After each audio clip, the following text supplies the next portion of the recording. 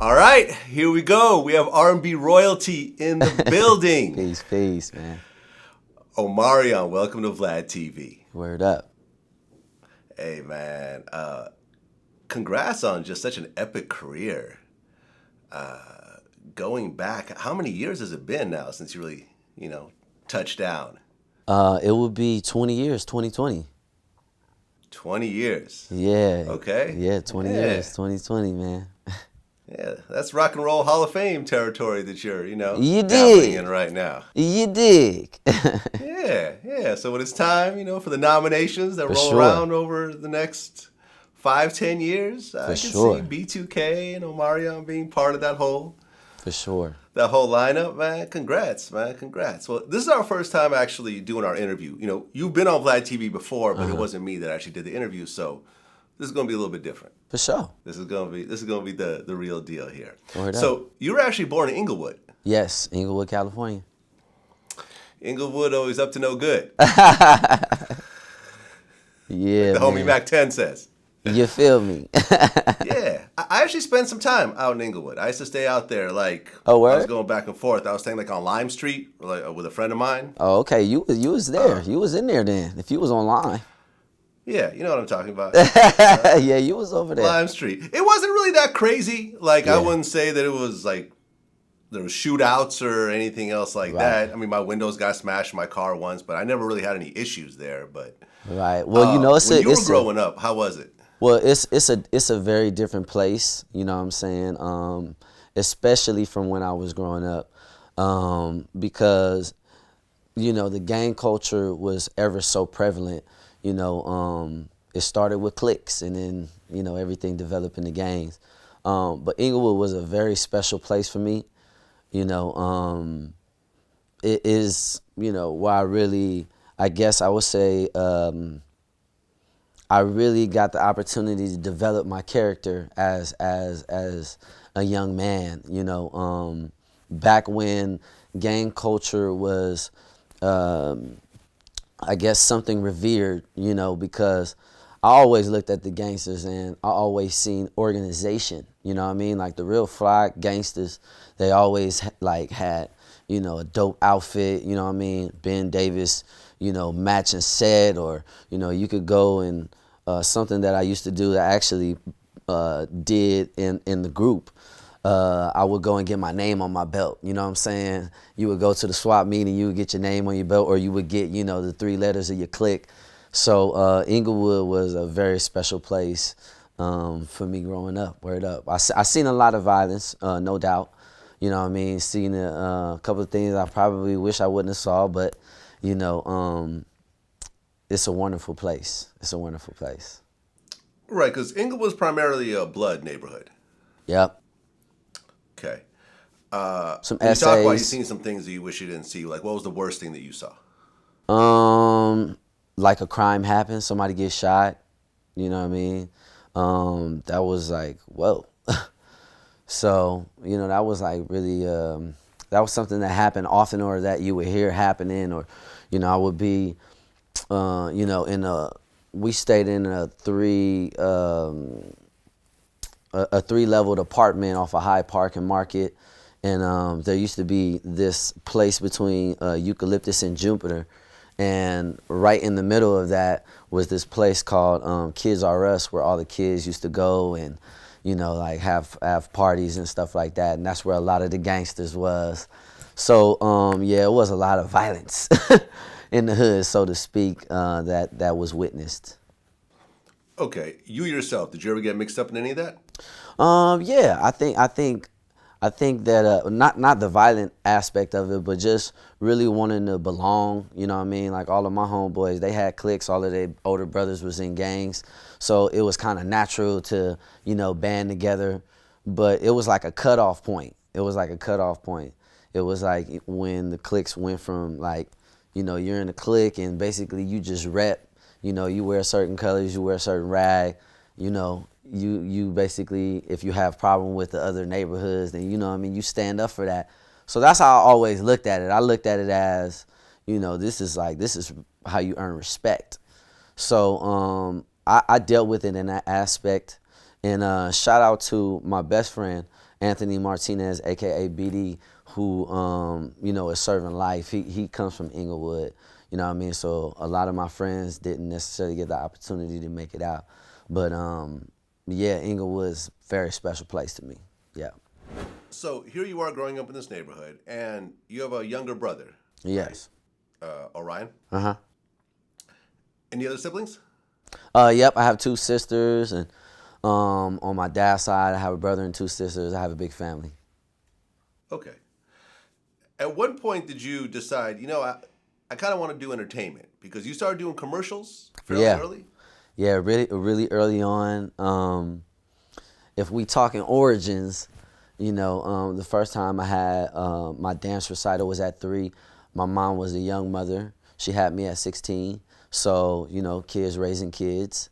And she was a dancer at that time, and dancing and doing hair, that was very prevalent in my family. A lot of people don't even understand why my hair looks the way it looks is because I have been raised by queens and goddesses of hair. You know what I'm saying? So my hair is always going to look good when you see me. Right. Yeah. Your mom was basically experimenting on you and like trying out techniques like on your No, hair? my mom worked in the shop. My mom actually was a really successful hairstylist. At one point in time, she was doing all of God's property hair when Kurt Franklin was, at the height of gospel music. Yeah, and she's done a slew of many other people. Actually, my grandma, this is a fun fact, my grandma did Stevie Wonder's hair. So, yeah, and she went to school with Barry White. So, yeah. Oh, okay, so like the braids and everything? Like with the, Yeah, she did his hair before, yeah. Nice. Okay, so here you are, you're growing up with a young mother in Inglewood, and you started getting into entertainment. Right. At what age? I want to say I remember it was really, really young. My mom took me on an audition. I had to film myself. I want to say I could remember as young as maybe 7 or 8, something like that. Yeah, and then because I've always been in performing arts school, I used to go to this performing arts school. I literally was born for this, music and entertainment. I thought I was going to be an athlete for a quick second, but the entertainment kind of took over. I started my first commercial. It was actually 2 commercials back to back because it took a little time for me to, I guess, adapt, and after I booked my first commercial, which was like a McDonald's commercial, and then I got the national Pops commercial, Corn Pops commercial. And I want to say I was one of the first kids, with braids on TV. So yeah, I was doing commercials. I was acting first. Yes. Okay, so you get a few commercials, and getting a national commercial is a pretty big deal. Yeah, that was. That's a nice check. Yeah, it was. It was. It was. Right. Was that like the biggest check your mom had seen up to that point? Was it like a huge thing like that, or? Well, I mean, it was different because, it was residual, you know what I'm saying? So it was more incremental. But my mom we weren't the kind of people that, we weren't very money hungry. We weren't money driven. So things like that didn't really matter. I was something I realized the other day about myself as a child entertainer, prodigy, was that I was very willing. And I kind of just used that tool and willed all of the other things, after I established myself as an entertainer. So. Okay, so you get these commercials. Yep. And you continue to try to get your foot in the door. Yep. And then B2K starts to form. Yes. Now, what triggered that group exactly? Well, at the time I was developing as an artist. I had Puffy probably doesn't remember this, but I used to be a rapper. I used to be a part of this rap crew called Wild Kingdom. And one of the founding members actually gave me my name, Omarion. So I was already developing myself to become an artist. I was like spending, studio time at the house. Like we had a DAT machine. I was recording. This is all like pre B2K. I was, looking to establish myself as a solo artist. And basically how B2K came about was there was this it was a New Year's Eve, and we were invited to this New Year's Eve party where the fellas, they were there, and they performed, and they asked me if I wanted to be in the group. So they performed, and then after that I danced and I performed, and that's kind of like how that happened. It was just like there used to be this house on Colfax, that all the groups would come through. I remember early B2K, we were performing for like Destiny Child and Black, and this house was like a lot of entertainers, Megan Good, 3LW, everybody used to come through to this house on Colfax. Okay, so you guys form B2K. Uh-huh. And this is kind of off the heels of Immature? Well, I don't know. I guess so. I guess so. Yeah, because, there obviously was the group that, was popular at that time. So yeah, I guess I would say that, yeah. Right, and Marcus Houston was kind of involved in. Yeah, definitely. That's what I'm saying, right? Yeah. When I say off the heels, it was sort of like kind of like the next, Yes. kind of transition for that crew in a way. Yes. So you guys get formed, and then you sign your deal. Yes. How did it feel to sign that first record deal? It was exciting. It was so exciting, and it was so rewarding because I remember we had went to a lot of other labels. One particularly L.A. Reid. I remember he flew us to Atlanta, and it was like the first time we experienced the W and the pillows and the robe, and we really thought that we were going to get signed. And at that time, he had LaFace, and everything that he was touching, it was successful. So I believe that was the last person we saw before it was going to be, I guess, the last opportunity B2K had to get signed to a label. So it was very rewarding. It felt like, we did it. We went to all these record companies. They didn't really know, what to do with us. And I remember they had a conversation with us and our parents, and they let us know, like, if when we go to New York, if we don't sign the deal, then, we have to move on. You know what I'm saying? So we was like, okay, we performed our hearts out. And I remember they wouldn't let us leave the room. Polly Anthony and Dave McPherson, there was we signed the deal right there. So it was exciting. Well, you guys get your deal. You put together your first album, and the album ended up going to number 2, right, on the top 200. Right. So out of all the albums that were out, you guys were the second biggest album of that time. Yeah, it's crazy. You guys at this point are a phenomenon in terms of the reaction to people and people really messing with you guys. What was really kind of the experience of going through that? Because here you are, yeah, you had commercials and everything else like that, but now you're kind of really in the spotlight. You're really on a superstar kind of caliber, right? And you're generally considered the lead singer of the group, Would that be accurate? Not generally. Not generally. Not generally? Not generally speaking, I am the lead singer of the group. Yeah. You are the lead singer. Okay. Yeah. I don't know. I don't know what that means. You know what I'm saying? I was trying to be diplomatic about okay. it, you know, but yeah. it is what it is, right? Yeah. You're the lead singer of the group. You're the face of this group. Number 2 album. Girls are going crazy. You're how old at the time when the album came out? Like 16, 17. 16 years old. Yeah. Living the life. It's crazy. What do you think was just the craziest experience of that era for you? Well, to be completely honest with you, everything was going so fast for us.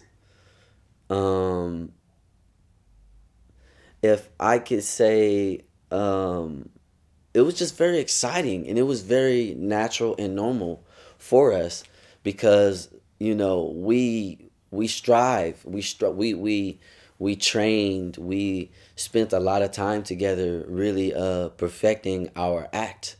So, man, we loved it. We received all of that love. I think that we truly made a connection, you know, with our audience at that time. So, man, to answer your question, we were having a ball. We were tired. We were tired, you know what I'm saying? Like, I could definitely remember there was moments when we were, like, sleeping in the airport and, you know, the days were, like, going together 2-3 days because we were working so hard. But it was exciting. It was exciting for me.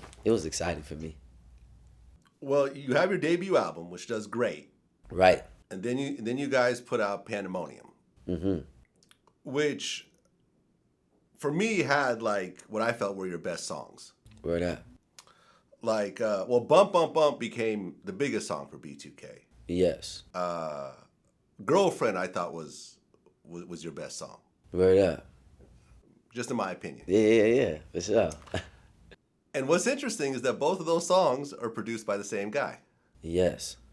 And that is? You know who it is. R. Kelly. Yeah. How closely were you guys working with R. Kelly? Very close. Very closely. I remember we went to Chicago and, you know, we went to his crib and his daughters were really big fans of ours. So he was very much so involved. But the business relationship stood from Dave McPherson. So really our interaction was just that, you know, was more of the, you know, entertainment aspect of it. So. Right, because I was really thinking about this on the ride over here. R. Kelly was like almost the next generation of Prince in terms of his musical ability. Of not only being able to write hit songs for himself, but writing hit songs for everybody else who needed it. Like he had that much musical talent in him that he could give away hits to other people. Like, yeah. It was pretty crazy. Yeah. Did you ever form a relationship with R. Kelly after that? No, not really. You know, it's like a lot of the other relationships in entertainment. You know, unless you really develop a personal relationship with someone, then, you know, it's business. So. No, I feel you. Yeah, it's business. Bump Bump Bump ended up going number 1 on the Hot 100. So Great. Now you have a number 1 song under your belt. Crazy. Hey. I mean, that's pretty much as a musician, that's essentially as big as you can get. Having a number 1 song on the Hot 100. Yes, if we're talking music business, yes. The music business. Exactly. Yes, if we're talking about the music business, yes, but. You know, but you feel otherwise? You don't feel like that was your biggest, you know, a huge accomplishment or your biggest accomplishment? Well, no, I just mean, you know, songs can mean different things for people, and you know, now we live in a day and age where there is everyone understands business strategy. So when we speak about, you know, being number 1, you know, there's a lot of songs out there that are great songs, but that just don't have the budget. And that just don't have the real support in order to be a number 1 song. So I kind of view that differently now. I think the greatest song is the most impactful song. You know, sometimes that might not be a number 1 record, but we can still play What's Going On by Marvin Gaye and feel something.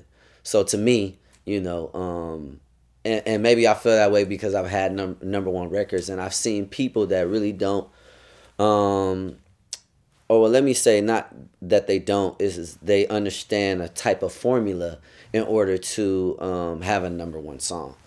It's like it's like being a boxer basically. You know what I mean? It's like or being in UFC. It's like the fight is so exciting because it's mixed martial arts. So somebody might get knocked out or somebody might get put in the headlock, but somebody's gonna win and someone's gonna lose. So Yeah. Well, but having a number one song, what that does is that it sets up a career for you For to sure. perform that song for the rest of your life. yes, that's very special. Yes, You see what I'm saying? So sure. it may not be the song that you love the most, but you could keep making money off that song Yeah, for decade sure. after decade after decade It's true. because everyone of a certain age range was listening to that song to death and want to see it Facts. perform 20, Facts. 30 years later. Facts. So thankful for the number ones I have. Okay, so then in 2004, the group broke up. Yes. If you were to say the biggest reason for that breakup, what would that be? Management. Well, first of all, we were kids. You know what I'm saying? And the business aspect of the entertainment business wasn't really predominantly our focus. That's why you have management or production company to kind of work these issues out and make sure that you're being supported and the business is being held up properly. So because that wasn't necessarily something that was super important to us, but that was important to our family and important to our business, I think that that kind of thwarted the opportunity to really move towards a different path. At that time, there was a lot of things going on, and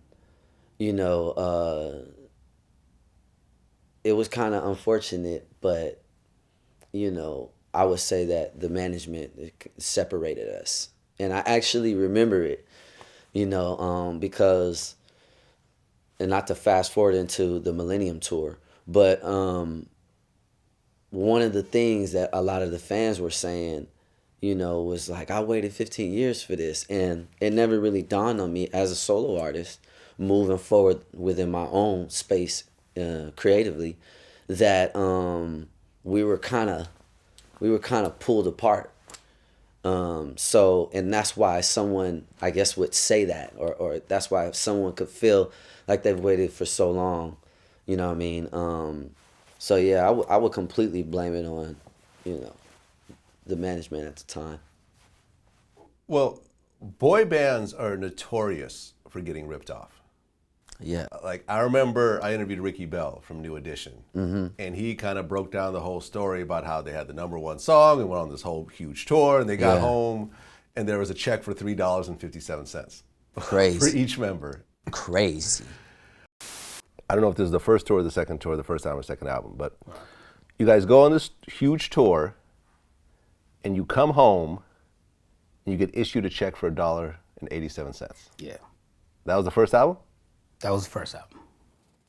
And it was no better than the second album, the third album. You hear this story over and over again because people are so obsessed with being stars and getting a shot that they don't worry about the finances, they don't worry about the deals, they don't understand the publishing, they don't understand masters, et cetera, et cetera. I don't know if I would chalk it up to that, but I hear what you're saying. Yeah. I think it's different, for everyone. Everyone is not just like, I want to be a star, so I don't care how much money I make. I don't think it's always like set up like that. But I hear what you're saying. I remember Suge in an interview from jail said that most entertainers just want to be famous and pay their bills. That's crazy. That's crazy that is even a thing. I mean, I don't know. Yeah. You know, different strokes for different folks, but I never seen it that way. I never seen it that Right. way. I mean, by the time B2K broke up, were you rich at this point? Was the money right, or was the deals like, I should have, not signed this, like, kind of situation? Well, I mean, what is your perspective of rich? You know what I'm saying? Because, to have a nice car and a nice home and stuff like that, yeah. I had my own first home when I was 16. So, if you call it rich, then yes, I've been rich my whole life. But I don't know if I would say that my business was as organized and as yeah, I guess the word would be organized. Right, because Organized you guys, as it needed to be. like the first album, it went gold, platinum, Yeah. platinum. Yeah, platinum. Second album went platinum. Second album went platinum. First album, I think it went gold, but I want to say it went platinum because I have a plaque with a silver. Yeah, I think they both went. I think they both went platinum. Yeah, the first B2K album did $1 million, and I think the second one did 1.5 or 1.2 or something like that. All right, so you're talking between the album sales and the tours, you guys are generating tens of millions of dollars. Well, you know essentially. it. You know, Right. it's bands So going when I around. say were you rich, meaning that did you have a fair share of that pie? Having a house is cool, having a nice car is Right. cool, but hey, we're generating tens of millions. Yeah. And here I am, the lead singer. I should have a Right. sizable chunk of that. Yeah, I don't think the business was handled properly in that aspect. Yeah. Okay, that's what I was saying. Yeah. So then the group finally broke up. At that point, how was Raz-B sort of a pivotal, reason for the group breaking up, or was it other reasons during that time? Nah, I think that well, first let me say this. First of all, Fizz, Boog, and Raz were already in a group and already established some type of rapport and relationship together. Although we were all kids, they were comfortable, with each other. So to answer your question, while the breakup was happening, because it was happening on tour, and we got into this big fight at the what is that venue at the Universal in the back? What is that called? What is that venue called? You remember that? What that venue is called? Universal Studios in the back. The amphitheater, yeah, but what is it? Is it Universal Amphitheater? Okay. Well, yeah, we got into this big fight at the amphitheater. When you say fight, was it like a fist fight? Like y'all just had enough at that point? Yeah, I mean, it was like right up until that point. It was like right up until the point to where we was about to be fist fighting, and people had to break us up, and we had to finish the show that night though. But I think that there was already from the jump kind of a type of separate a separatism going on. So I think that certain people kind of played on that. I wouldn't blame Raz-B for the breakup. I wouldn't say that he predominantly had anything to do with that. I would really chalk it up to just like everyone really being confused and not really knowing too much about business and really just trying to, like the typical thing that happens when you feel like you've been, taken advantage of in business. It's like, oh, you know what? I ain't fucking with y'all. You know what I mean? Or you know what? Oh, I found this out. Well, fuck you. You know what I mean? It was kind of more so that energy that separated us more than it was like, this person did that or this person did that. It was like, yo, shit is not going right. All right, cool. Well, peace. You feel me? We out. I wouldn't say friction amongst the group. I think, no, I know that our foundation was not solid. So it was already shaky. But as a kid, you don't understand that. So growing up, you start to see things that you may not want to be a part of or participate in or you don't like. So yeah, that friction trickles down. And what that does, that it starts friction amongst the group. Okay. And that brings divide and that brings conquer. Why did the group ultimately break up? Just differences. We weren't seeing eye to eye, you know. So B2K breaks up. Uh-huh. And you just don't waste any time. Like, you start your solo career like a year later. Well, see, that was a part of the breakup. The part of the breakup was separating me from them too. You know what I'm saying?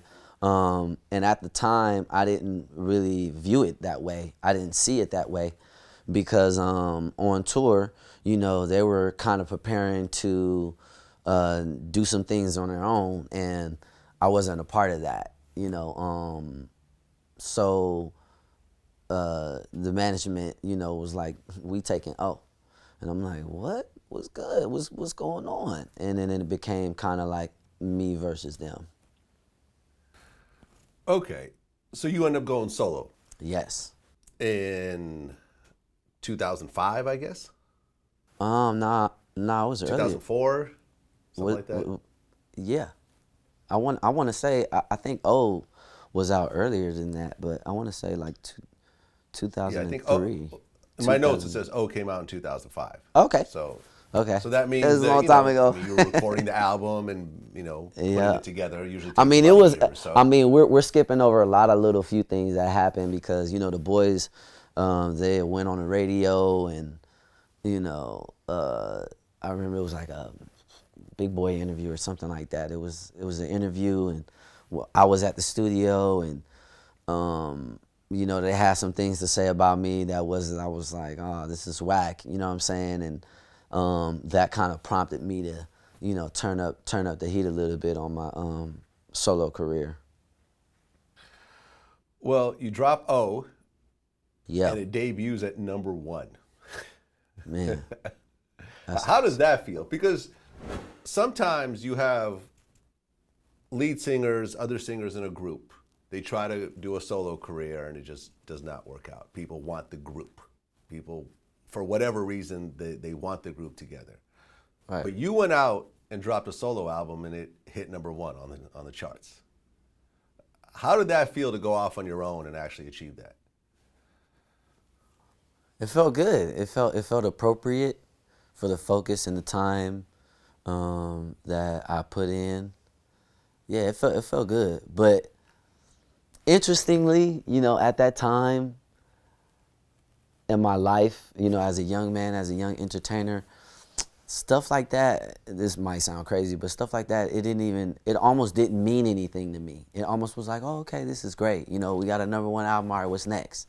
So at the time, I was like just a workhorse, you know what I'm saying? So it was exciting. I mean, now that I look back on it, I'm just like, yo, that's on fire. So Right, because B2K never had a #1 album, right? You had a #1 album by yourself. So you actually kind of surpassed what you did with the group. It is what it is. Okay, so O comes out and I guess it goes gold. Yep, go gold. So then you drop your next album. Platinum on the ringtone, don't forget that. Oh yeah, the ringtone. The ringtone. I forgot. All Platinum right. on the ringtone. But go ahead. Platinum on the ringtone. So then you drop your next album, 21. Yeah. And that debuts #1. Wow. That's so Once awesome. again. That's so awesome. God just be And then blessing this is me. the album that had Icebox. Yes. Okay. And I mean, Timberland was on fire during that era. Whoa, it's crazy. Blue Flame, for sure. Yeah. When you did Icebox, did you know you had a hit on your hands? Yeah. Yeah, shout out to JQ, Kerry Hilson, and I don't want to forget my man's name. It's one more person, but yeah, that's how that song came together. Okay. Did you ever see the Dmx interview I did where he did an impression of you? Oh, what? Nah, I didn't see that. That's so cool. I'm going to play it. It's my Omarion video.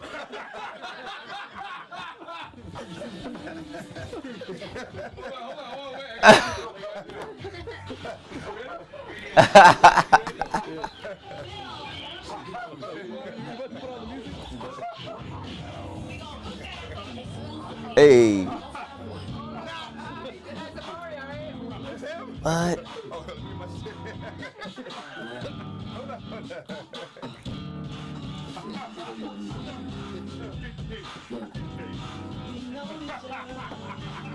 I don't know what Ace is doing right there. His shirt is a little high. Ah. That's hilarious. That's crazy. That's what's up. That's what's up. That was actually the first and only time I met DMX. This is how I was introduced to DMX right there. Swag. Swag, man. You know, it's something special to be able to, you know, transfer my energy to people and for them to have some kind of joy or laughing moment. You know what I mean? I really view that as special and joyous. You know what I'm saying? So salute to DMX. You know what I mean? For you know, having a good time. Yeah. Yeah. Absolutely. Okay, so you dropped this album, the second album. It does great. Crazy. And then the album with Bow Wow came afterwards? Yep. Okay, why did you guys decide to do a joint album? Well, we were truly inspired by Jay and Kells at the time because, you know, I had never seen that. I never seen, like, you know, someone, you know, of you know, their artistic capability and just like where they were at in the game, you know, come together and make like something memorable. So we were definitely inspired by Jay, you know what I mean, at that time to put that together. That's really what the whole concept and idea was. Okay, so it was like a best of both worlds, like a younger version, basically. Yeah, that's exactly what it was. Okay, and how did that album do? I believe that album went gold. Yeah, that album went gold. Yep, that album went gold. Okay. Yeah, this is like on after this album, we're on the brink of like, you know, the music industry changing too. The game is about to change. After that album, the game changed. Yeah. Right, because that's when, I mean, CDs were kind of really on their way out. Streaming really wasn't a thing yet. No, it was not. It was like people were still kind of either illegally downloading music or buying CDs, which was declining. And the mom and pop stores were going out of business. Yep. And also at that time, there were a lot of like, you know, This Is Now 100 edition. And, you know, there were a lot of sales from, you know, the compiling of, I guess, like a lot of the hits during that time. So, yeah, it's a different time. Right, because it seemed after that, you just started kind of bouncing around. Is that a fair assessment? I think I would ask you to elaborate or be more specific. Well, it seemed like after that, you were affiliated with Young Money. Oh, okay. With Lil Wayne. But that never really materialized. Yeah. You see what I'm saying? And there was sort of an era where you're not dropping projects. Right. You're kind of bouncing around. Okay. If that's what we can call it that. We can call it that. So how did you, did you end up signing to Young Money? Yeah, I did. I actually did sign the contract. Okay, and what happened with that? Well, basically, at the time, I was making a transition in between labels because, as you know, I've been under the Sony umbrella via Epic, via Columbia. I've been under the Sony umbrella for a long time. And during that transition, one of the, you know, the biggest supporters and, you know, I guess as they say, cheerleaders, Donnie Einer and Lisa Ellis, you know, they no longer worked for that company. So I was looking to strike a partnership deal with Capitol Records. And as you know, Capitol Records falls under Universal as well. So yeah, I was looking to find, you know, like a new home, so to speak. more in the partnership aspect of my business. So I signed a deal with Young Money, and it was an exciting thing. It was a thing that we were moving forward. And basically, long story short, what happened was when I signed my deal, I was supposed to get my advance. And the lawyers were talking, and basically, upon signing, you're supposed to get your advance in a specific amount of days or time. And within that time, my check didn't come. And, that raised a lot of questions for me. What kind of business was being done. So when my check didn't come, I was like, I'm out. You know what I mean? So that's really what happened. But it wasn't me and Wayne actually got into it about that. I'm not sure if he'll remember. We had a back and forth conversation, me, him, and Mac May, and that's really all it was. I was just in a really interesting space as far as my creativity in business was going at that time. So yeah, that's the reason why. But the deal was signed. And I was like, yo, wait a minute, what's good? Where's the check, fam? And it was like, oh, well, Wayne needs to sign off on it. And I'm like, oh, okay, we'll just call Wayne, Call Wayne, he's doing something. And it's like, what the fuck? No, fam, I can't do this. So that's what happened. Okay, was Birdman somehow involved in this? No, I don't think so. But honestly, No?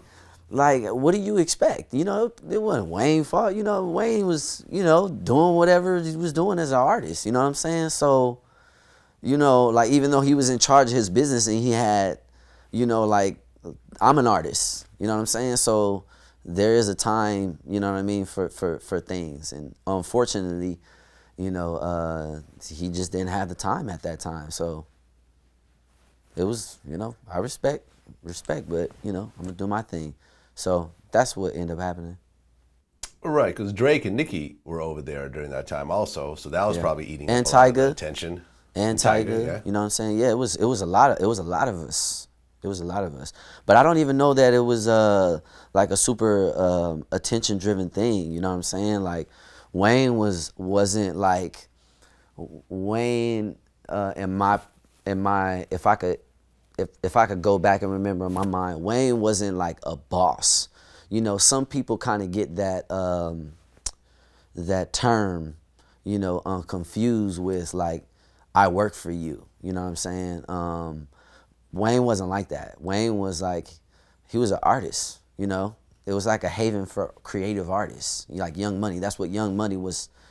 You know what I'm saying? And becoming. At that time, like, yo, you creative? Oh.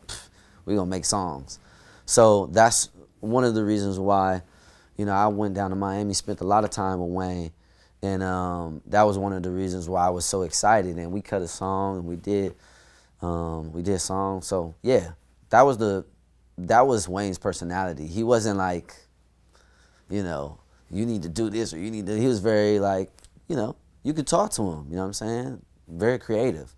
So yeah. The reason why that didn't work out is because, the business. That was it. Okay, so you leave Young Money, and then you sign with, was it EMI next, or am I confusing it? No.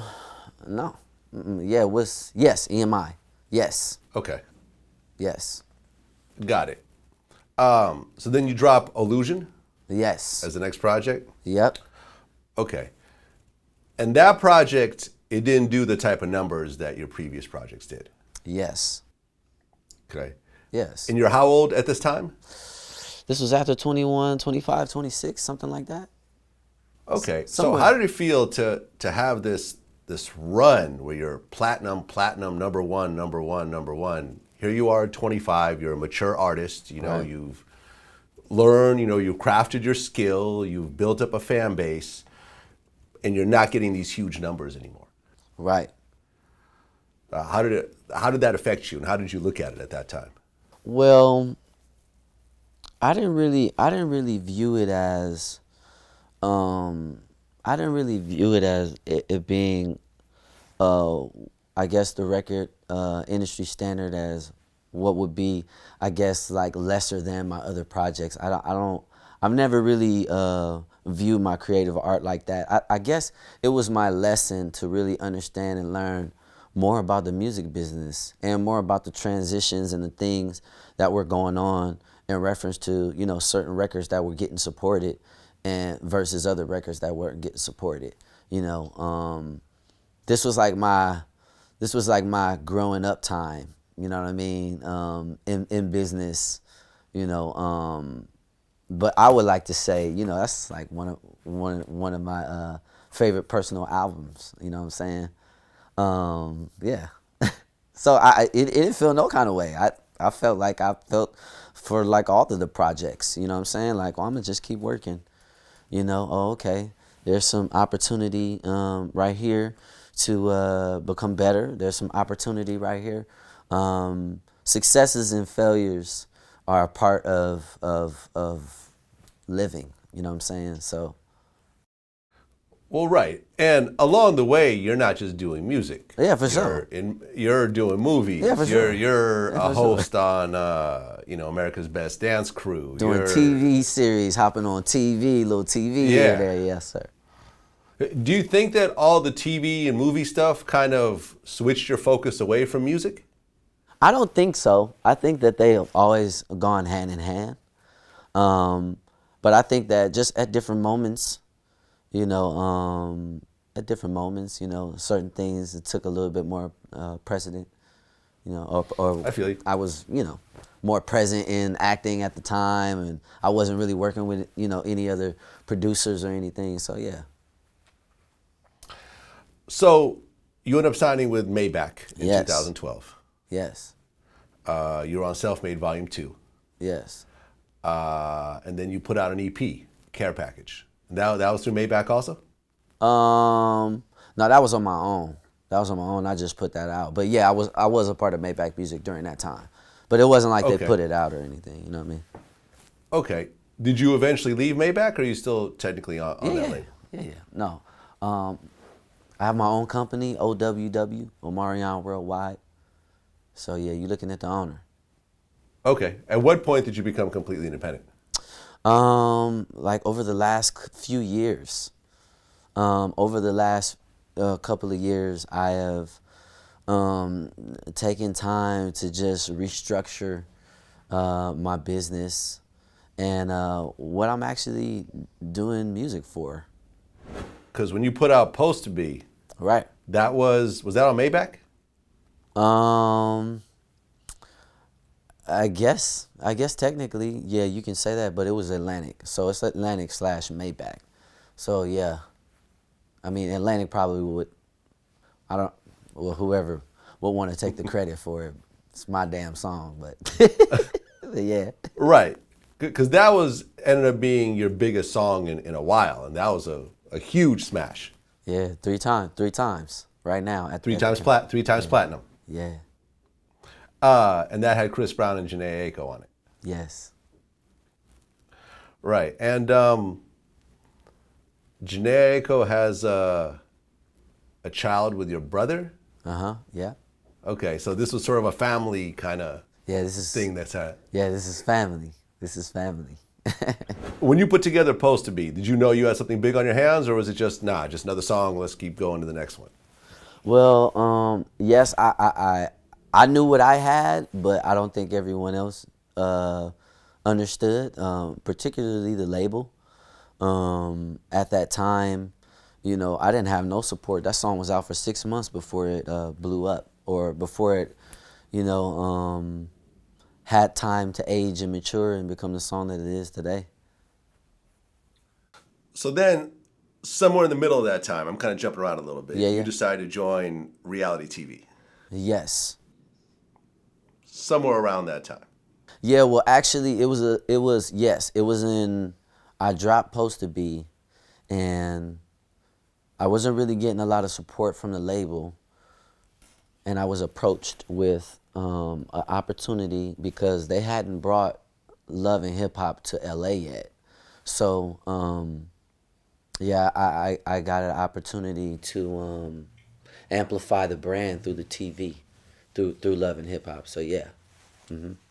Okay, but you weren't just doing Love and Hip Hop by yourself. You were doing it with your girlfriend Yes. at the time, Yes. with Apryl.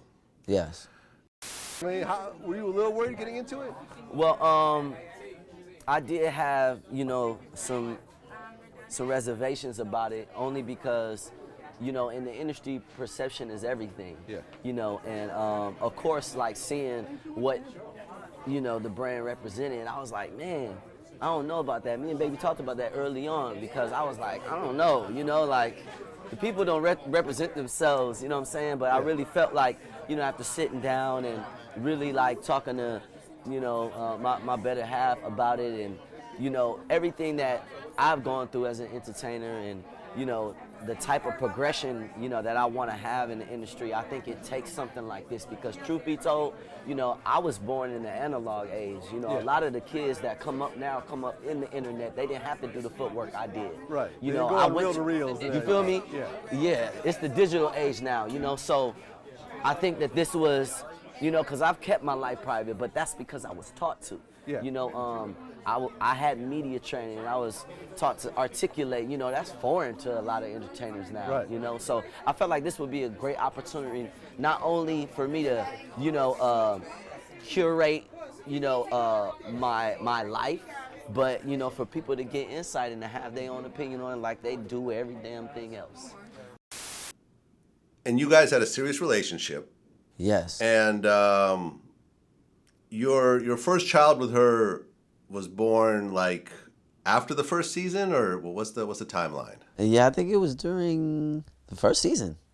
I want to say. First season, okay. Yes. So because here I only you have did this two. Serious relationship. I'm sorry. I only did two. 2 seasons. Yes. Right. So here you are. You have this woman who you're in a serious relationship with. You guys are about to have a child. Yeah. Was there any apprehension about doing a show like Love and Hip Hop, where you do not have final edit? Right. They film you, and then they take that footage and do whatever they feel like with it. Yes. You have no control. Even though you are Omarion and you have a certain amount of pull, Right. I know Mona, and you are not going to dictate how that show is going to come out looking. Right. It's really up to her and her production team. And your story me personally, narrative. I'm sorry? And your story narrative. It's up to you as a TV actor to maintain your storyline. You have to manage that on your own. You create that. Right. So. Right, but you have no control over what everyone else is doing at the time. Yes. No, you don't. I've covered. I mean, I've been on Love and Hip Hop as just like a guest. Right. A few times. I'm the one who did the interview with Mimi about about the whole sex tape thing, like who's the cameraman and all that stuff. So Right. I understand how it's all put together. Yes. Were you worried about your because you seem to be kind of a private person as a whole. Yes, I am. Up until that time, no one really knew who you were involved with or anything Right. else like that. You kept that to yourself. And now this is being blasted out to the whole world. Yes. And you're doing it with someone who's also not famous like you are. Yes. This is sort of her first, introduction to fame, Yes. which affects people in different ways. This is So, true.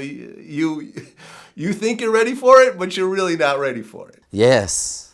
Actually, everybody has a different reaction to it. But yes, I would agree with you. Yeah.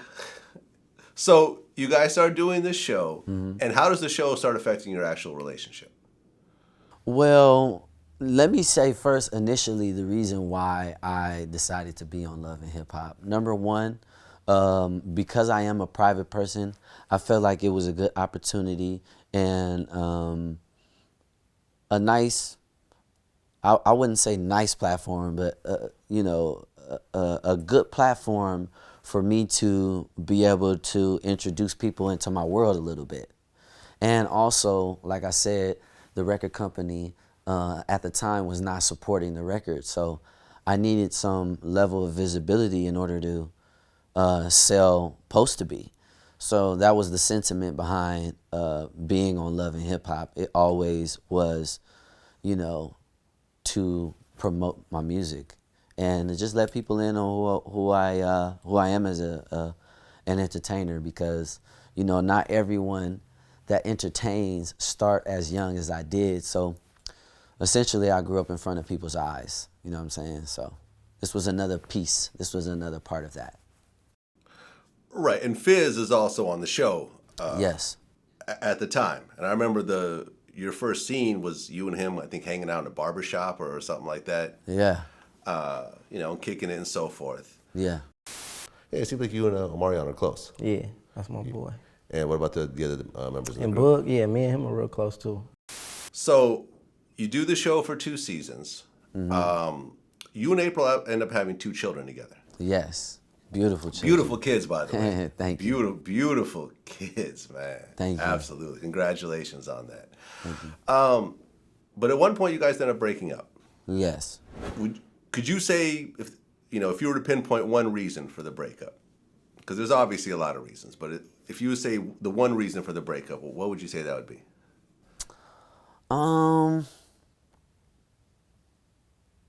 I think just miscommunication. I would really chalk it up to that. Miscommunication. Yeah. Okay. You fast forward to 2019, and now you have Lil Fizz and Apryl are a thing on social media. Right. And the optics are just crazy from the outside looking in. If I were to compare it to anything, it would be like, you look at your phone and you have, Takeoff cuddling with Cardi B. Okay. You know what I'm saying? Like, Okay. That's how it looks. Like, imagine how crazy that would look. Right. Like, here's my girl Cardi B. You know what I'm saying? Right. like. Right. That's what I thought when I saw that. When that whole situation became public, how did you feel about it? I don't feel no ways. I don't feel any way about it. I think that if they're happy, then they should be happy. You know what I'm saying? I think that they, I think they should change the narrative, though, because what they're doing. Well, first of all, let me just say, she's still the mother of my children. So, it doesn't matter, or I should say that when something affects her, it affects my kids, and that affects me. That affects me, my kids. But what she does is, live your life. You know what I mean? Live your life. I think people should do whatever makes them happy. I think they should change the narrative, though.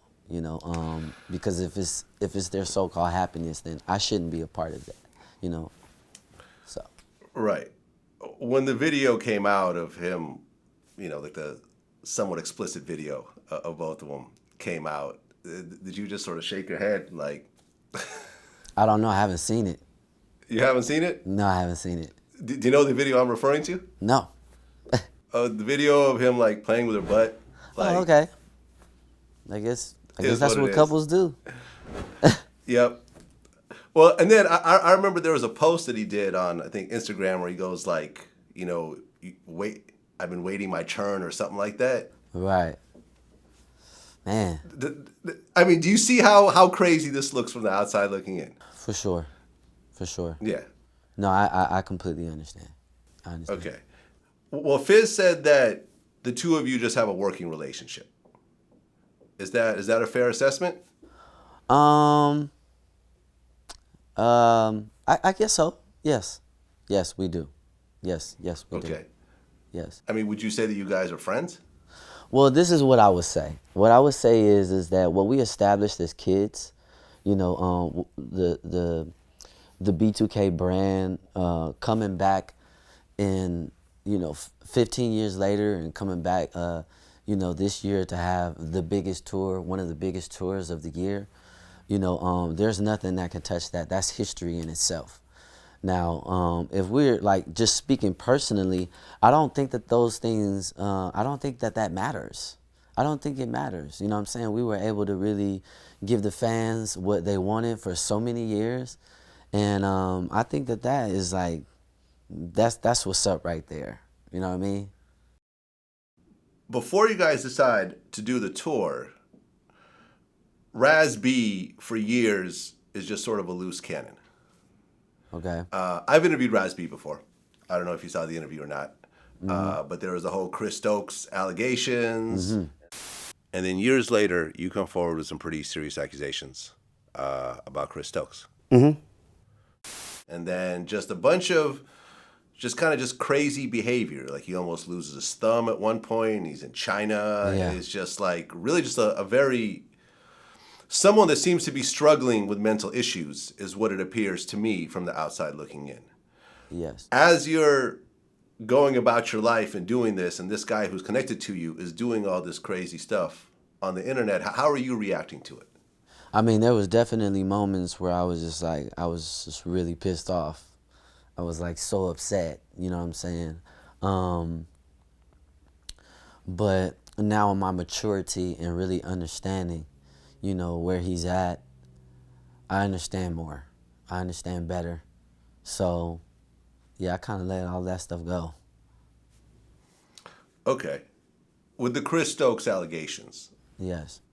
what is your take on that? In reference to what? Well, I mean, he claimed that he was molested by Chris Stokes and everything else like that. Right.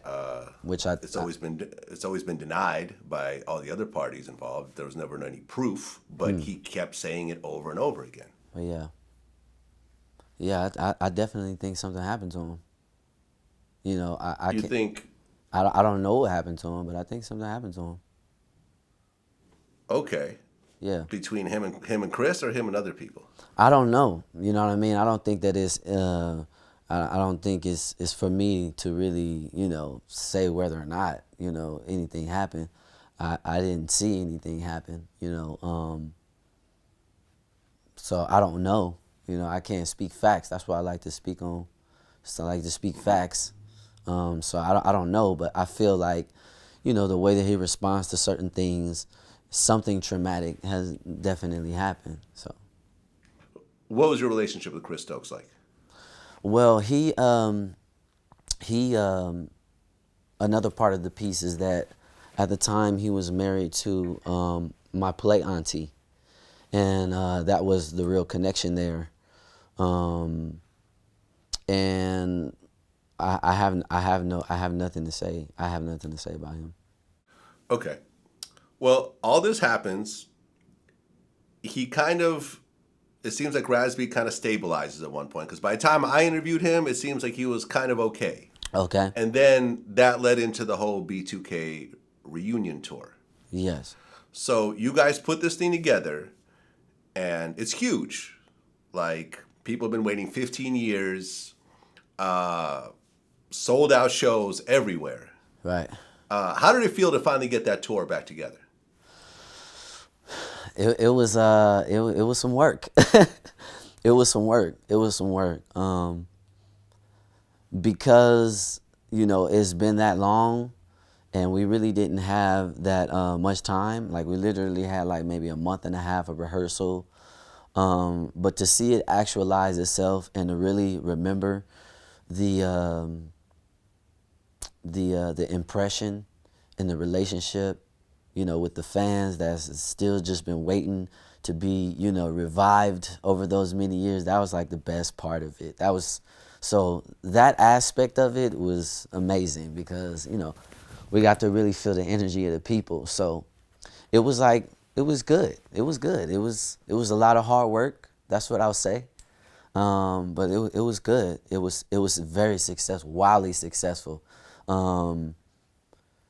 Just as far as, you know, touring business goes, you know, it's the biggest tour that, you know, I've been a part of, and that I had a big hand in creating. So. What month did that tour start of this year? March. Okay. First day was like March 7th. Do you remember the date? Yeah, it was Pittsburgh. The show was on the 8th. I remember because my daughter's birthday is on the 7th of March, so yeah. The Millennium Tour starts on March 8th. Right. I'm looking on VladTV right now. On March 13th, Raz-B makes a video saying that he's quitting the tour. Yes. 5 days later. I told you it was a lot of hard work, man. Here you are. You help put together this huge tour. You get everyone together because it's not just B2K. Who the other people on the tour were who? Yeah, Pretty Ricky, Mario, Yin Yang Twins, Chingy, Lloyd, Bobby Valentino. Yeah. Well, ultimately, he ends up leaving the tour, and then you guys just do the rest of the tour with just 3 members? Well, no, that's not what happened. What happened was, you know, after that, we were able to get him in a better place, you know, where he felt comfortable, and we were able to finish tour dates and show. Basically, the last tour date that he was able to be on was in Minnesota? Minneapolis. In Minneapolis. So, yeah, we were able to perform the tour right up until Minneapolis. I don't remember what date that was, but... Right. Yeah. And then I'm looking at Minneapolis. He was arrested on domestic violence charges, and I guess that was the end of that. All right. Let me just say this. Let me just say this about Raz, because he's very passionate. He's a very passionate person. He's obviously publicly and personally had to deal with some traumatic things. I think like everyone has, you know, the trauma might be different, you know, for you, but you know, he's obviously been through some things. His heart and his effort has always been that. So even though, you know, he has suffered from some things like we all have suffered, you know, he's a good person, you know, and he always tries to do his best. So let's just say that about Raz-B. You know, Raz-B is a good person. You know what I mean? He just has, you know, some things like we all have, you know, that he needs to work out. So, you know, I believe he's working on that right now. So. Yeah. Well, I've interviewed him myself. You know, seems like a good guy, but it seems like he is fighting through his demons. And you know, hopefully at some point everything gets worked out and you guys do another huge tour. Yeah. With all the members. Yeah. There was a situation where your house got robbed, and it was the same house that Nick Young used to live at. Yeah. I think I've been to that. I've been to a couple parties at Nick's house. Okay. I think, was it the Tarzana house? No, it was off of Coldwater. Okay, different house. Yes. How did the same house get robbed? The same, was this like an inside job both times? I don't know. I mean, I never really been keen on like bringing people into my space that I don't know, like for parties or whatever. You know, my space is like, you know, my sanctuary. So I don't think in my case that that happens, but you know, flocking is like a big thing, especially, you know, if we're talking about celebrity homes. So, you know, yeah, that was really whack. And that was really like, you know, I believe that those people, it was a video. And I believe that, yeah, like the police had to come through and dust everything and get fingerprints. So I'm pretty sure Karma probably handled that for them already. But, yeah, man, that was weird that, you know, that crib got broken into twice. That's why I got up out of there after that. After that, I was like, yo, this is wild. Because, you know, it had all of these windows, and the windows were open. It wasn't really blinds and stuff like that. I hadn't had kids yet, so I was more on my bachelor vibe. You know what I'm saying? I was more like, you know, in the hills with it. Yeah, I mean, my house got robbed in high school. You know, when I lived with my parents. by someone I knew, actually. Oh, whoa. They're the ones who set my house up to be robbed. I remember coming home and like the front door is open and Right. you're going through the house and everything is like rummaged through. Right. It feels like you were raped, basically. Like it was the don't know worst what feeling that in the feels world. like, but I Did they ever catch the guys who did it? I'm sorry? Did they ever catch the guys who did it? I don't know. But I'm almost positive that Karma, probably dealt with that already, for sure. You can't We'll do leave it at things. You that. can't do things in life. You know what I'm saying? You can't do things in life, and at some point in time, it catches up with you. So No, man, you got to be a good person. You got to treat people fairly. You got to sure. do good business, and I'm good just things will saying. come. If your mo is robbing and stealing and doing sideways shit, Yep. it definitely catches up to you. So, are you all done with reality TV, or are you considering coming back to it? yeah, I would never. I wouldn't do reality TV. No, I wouldn't do that.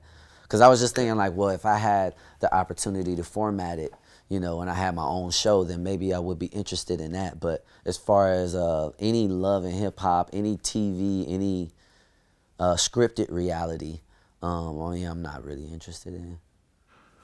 Well, I just interviewed Matt Barnes, Okay. right? And he was on Basketball Wives, season 1. So he was playing with Shaq at the time, and Shaq actually convinced him to do it. Right. And in retrospect, he said it was probably the worst decision he made in his life. Word up. Damn. Why? And you've seen all the drama with Matt Barnes and Gloria Jovan and Oh, okay. all the craziness Yeah. Yeah. that followed. And he felt that he didn't want to do it in the first place, but he did it, and now he regrets doing it. We jump on this reality show, and then now she's kind of coming into her own as well. And I just think the time that we were in love, we're at different times. Well, you said that doing Basketball Wives was the biggest mistake you've ever made. I just think, and I don't even blame the show for us breaking up by any means. I think once you open up that book to allow people to look at your private life, you can't get mad when people comment on it. Do you feel that Love and Hip Hop was a mistake in retrospect? I don't think so. I think that when you come to this town, LA, Hollywood, it amplifies who you are and who you want to be. So I'm not one to thwart or keep people from opportunity. And yeah, I don't personally feel like, I don't think I was always represented the right way on Love and Hip Hop. But yeah, all in all, it just amplifies who you are. You know what I'm saying? It puts you under the microscope. So if you're ready for that kind of pressure, then, you'll receive it well. But if you're not, you're going to have some trouble. You're going to have a tough time. It's not going to end well for you, man. Yeah, I'm good. I've always turned down reality TV. It's not going to end well for you. I was never interested. I like keeping my private. I don't even like being on camera. Like, I just like my privacy. But Right. listen, man, props to you because do you think that Post to Be kind of blew up thanks to the show? In terms of getting it the proper, kind of look and so forth at that time. I think that Love and Hip Hop was definitely a contributor to a platform tangible for my fans to be able to connect with. So yeah, I would say Yeah. Love and Hip Hop definitely helped in that aspect for sure. Oh yeah. No, I remember I interviewed Cardi B right before Bodak Yellow came out. Mm-hmm. And she's probably the best example of utilizing this platform because she could have very easily just been another artist signed to Atlantic that Right. eventually gets shelved because none of the songs are reacting. But because of Love and Hip Hop and also, her own social media, Yeah. domination at that time, turned her into really a megastar these days. Yeah. So what do you have coming up next? We got some amazing projects coming up next. I can't really speak too much on them, Vlad. I'm so sorry, but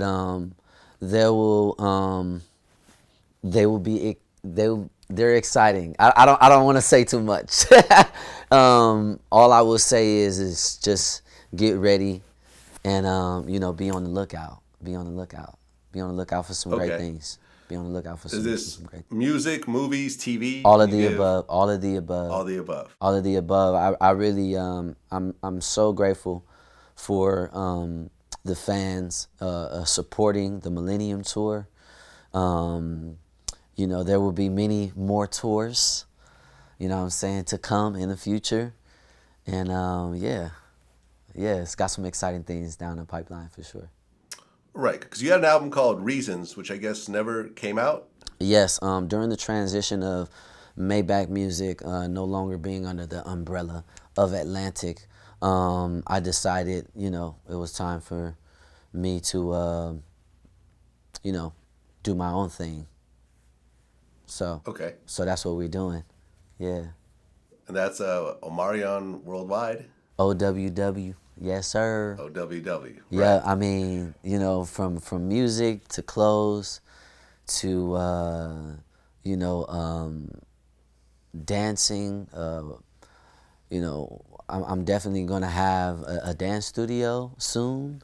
You know, just, you know, if you enjoy joy, then you know you definitely want to follow Omarion. You know, if you like to feel good and you know you're Yeah. about good energy, you know, and positivity, then you know we got some exciting things coming for you. Some challenges too. You know what I'm saying? If you're Yeah. interested in, you know, what I mean, in that too. And like you've always been really big on the dance side, and I feel like that's something that, you know, I feel like is not celebrated as much as it used to be. You know, like when Michael Jackson was at his prime, everybody wanted to dance like him. For sure. For Like sure. like I remember seeing like a Michael Jackson sort of documentary, and Chris Brown was talking about him. Yeah. And he says that whenever he hits the stage, he kind of almost does his best Michael Jackson impression. Like he hopes that Michael's looking down at him and like saying, Yeah. "All right, that was pretty good." Yeah, man. Do you look up to Michael on that same level? Definitely. Michael, well, first of all, let me say I got to shake his hand and I got to meet him, you know, Oh. before he passed on. He is one of the other reasons why I've decided to become an entertainer. The first concert I went to at 5 was a Michael Jackson concert. So he has a big influence on my perspective as a creative artist. So yeah, MJ is up there. Well, yeah. I mean, at his funeral. Yeah, we was there. Me Very and Chris cool. was there actually. Oh, you went to the funeral? Yeah, me and Chris was sitting right next to each other watching Usher perform. Yeah, I remember watching the funeral on TV, and when Barry Gordy got up to speak, and he said he was known as the king of pop, but that's not really his title. His title is the greatest entertainer that ever lived. Period. And like everyone felt it. It was like, yeah, pretty much. That's true. Like you, Yeah. yeah, not even a pretty Period. much. Like, yeah, that's accurate. Period. If you were, you know, as a singer, if you were to pick your Mount Rushmore of singers all time, four people who you consider the epitome of singing, who would they be? Well, first of all, let me say 4 is not enough because it's way more brilliant, you know, people in the universe, you know what I'm saying, than just 4. You know what I'm saying? But if I had to pick, Michael would be one. James Brown would be one. Okay, and that's let me just stop you for a second. That's interesting because I never see people, because James was such an incredible entertainer. Yeah. But as a traditional singer, people don't really put him up there. Yeah, I'm not sure why, and I think maybe because, you know, there's a sometimes there's a disconnect in between what people feel publicly about artists versus their actual work, like the work that he's put in. You know what I'm saying? I'm looking at it from a different standpoint as an artist. You know, I'm like, hold up, when did he start? How did he start? You know, why does his voice sound like that? Why is he screaming in his songs? You know what I'm saying? Like, that's incredible. you know, to be able to put not a vocal, because essentially, you know, when you hear runs, that's what it is. It's like an emotion. It's like, well, I'm telling you, I'm upset right now. You know what I'm saying? But he was like, ow! He was screaming. You know, his creativity was on another level and inspired a lot of people like Michael Jackson. So, you know, James Brown is in there. And then you said 2 more, right?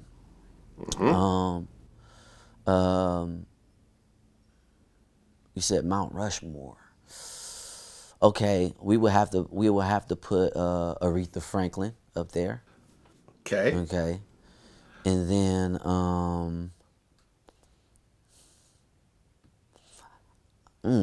that's just so tough because I'm thinking about 5 different people. Or let's say Marvin Gaye. That's what I was going to say. I was waiting for Marvin's name to come up. Yes, Marvin, for sure. Marvin is one of my favorite all-time singers, period. You know, he just recently dropped a song they pulled out of the vault. Oh, yeah. I didn't know that. Okay, I'm about to look it up. You have to. This song is crazy. What is he about to say? Yeah, Marvin's voice. Yo. Like that's who Michael Jackson was looking up to. Yeah. Was Marvin. Oh, Gaye. we gotta say Stevie too. So if I'm gonna pick 4 guys, let's go Stevie. It doesn't have to be guys. Okay, but if you want to go guys, go ahead. Let's go 4 guys and 4 girls then. Okay, let's go 4 guys. All right, so 4 guys. Michael Jackson. Yeah. James Marvin Brown. Gaye. Yeah. James Brown. Yeah. And who's the 4th? Stevie Wonder. Stevie Wonder. Stevie Wonder really is like, he's still living, by the way. You know what I'm saying? So he really is the God. Stevie Wonder's the God. Okay. Prince is not on your list. Oh, how could I ever forget? How could I ever forget? So wait a minute. Dang. Someone has to come off the list. If you want to put Prince on the list, someone has to come off. Okay. James Brown, is he going to keep his title or no? Well, he's the Godfather, so you know his rank doesn't ever go down. He's the Godfather. You got to see James Brown at some point. But I would, for the sake of this, I would like to say Prince, Michael, Marvin, and Stevie Wonder. That's killer. That's fire. That's a performer, a performing artist. And the real reason why I was saying James is because he's another performing artist, you know, that displays the sound. That's a different level of communication. And, you know, when you're building on that, that's a different foundation than just your voice. You know what I'm saying? You have to actually find the proper time to manage, you know, how your voice is when you're moving around. But Marvin, definitely, he sings with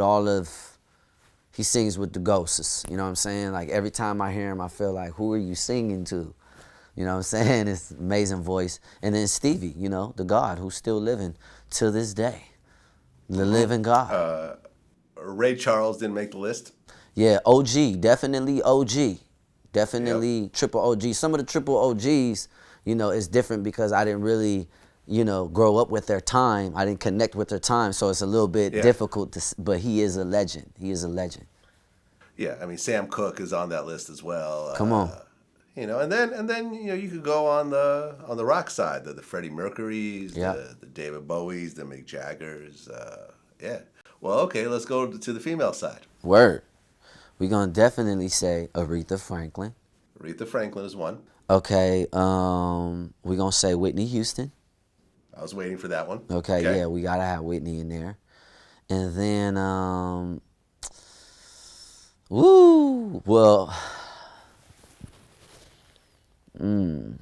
Lauryn Hill for sure. Aha, you're gonna put Lauryn Hill on that list. Facts. Lauryn Hill is in there for sure. You know, and I mean that's my favorite female rapper. Yeah. And you know, you can't really say she's exactly a rapper because she's a rapper and a singer. You know, she kind of jumps between the two effortlessly. Okay, on a high level. My only issue with her on that list is that she just does not have a body of work. What? What are you talking about? Well, I mean, after Miseducation of Lauryn Hill, that was pretty much it. That's enough. That's all you need. That's all you need.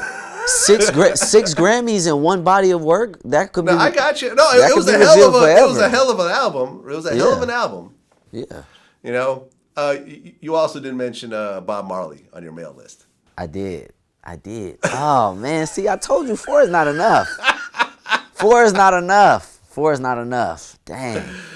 Right. So what I say? You talk about music that still just lives on, is just as popular today as it was 30 years ago. I mean, Yeah. Bob Marley's at the top of that list. Like, okay, Lauryn Hill, Aretha Franklin, Yeah. Whitney Houston. You got one more. Then I got one more. Let me think. Let me think about this. Female. Can I throw out some Yeah, suggestions? go ahead. Mariah Carey. I thought of that. I mean, cause she was killing, and she has the tone and that high pitch thing. That's like a one of one. You know what I mean? I think those tones are called like glass tones or something like that. Those real high octaves that she goes up into. I was thinking of that, but I was thinking maybe a gospel singer, like Karen Clark. Okay. You know who All Karen right. Clark You is? Not really. I'm not a huge yeah. gospel fan. I'll be honest. Oh, okay. Well, yeah. I'm about to Google it though. Yeah, Karen Clark or Kim I mean, Burrell. 'cause- Maybe Kim Burrell. Kim Burrell. Karen Okay. Clark or Kim Burrell. One of those. Okay. Well, because Beyonce is not on that list. Well, yeah, she would be. She would be. So let's say Beyonce, Whitney. Did I say Aretha? Aretha Franklin. And then who else? There was one more. Oh, Whitney. No. Lauren. No. Oh, that's Lauren. fire. That's fire. So Lauren, Whitney, Beyonce, and Aretha. Oh, that's it right there. Can I throw out some other ones here? Yeah, go ahead. Christina Aguilera.